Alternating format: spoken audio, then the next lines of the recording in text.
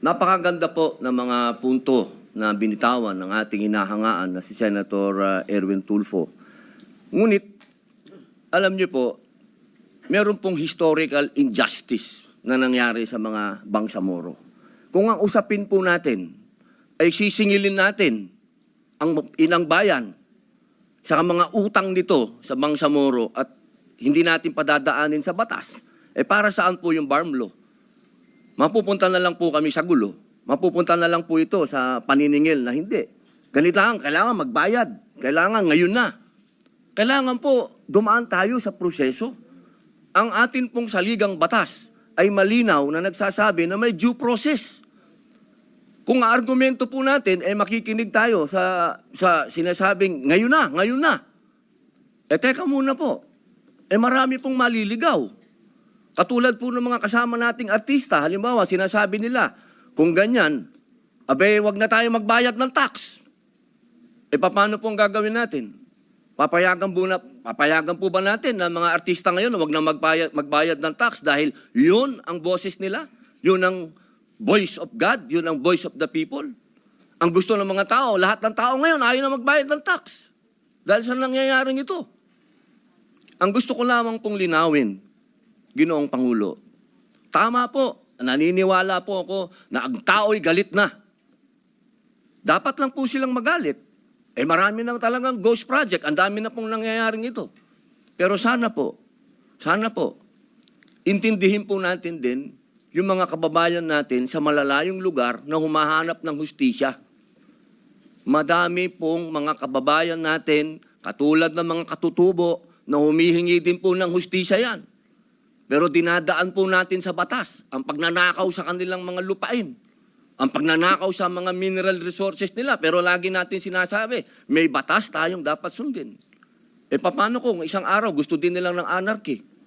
Gusto din nilang magkagulo? Gusto din nilang lumusob sa Malacanang, pumunta ng Mindiola? Yun po yung mga bagay po na dapat po natin ding isipin. Ako po'y hindi kontra kahit kanino dito. Ako po'y #1 supporter ng lahat nandito. Pero pagdating po sa usapin, na tayo'y magkakaroon na naman ng pag-aaklas. 20 taon na po ako sa Mindanao.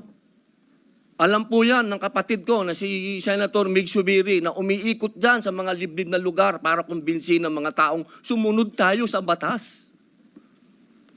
Yun lamang po, mga senador tayo. Gumagawa tayo ng batas. Ang batas kailangan sundin natin tayo mismo. Yun lamang po. Wala naman akong gustong sabihin kundi yun lang. Maraming salamat po. Senator Erwin Tulfo is recognized. Mr. President, just last point. Hindi po kahit kailan nagnakaw ang Bangsamoro. To tell you, kung mga kasama po natin, 20 years na pong nag-ikot sa Mindanao, ako lumaki po ng Mindanao.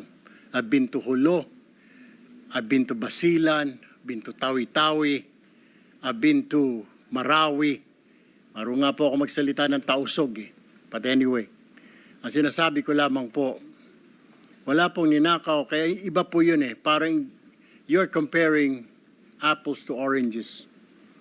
Yung Bangsamoro po, hindi po nagnakaw, kaya yung sinasabi na kailangan kasuhan or something, hindi po Ang sinasabi ko lang po, ito'y malinaw na yung sinisigaw po ng mga kababayan natin ni Sole.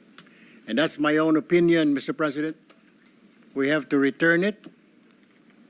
Kusa po, kung gusto po, kung sincero silang maging state witness, gusto po nilang mapasok sa Department of Justice, then siguro po, in good faith, Mr. President, isoli po nila yung mga nakuha po nila.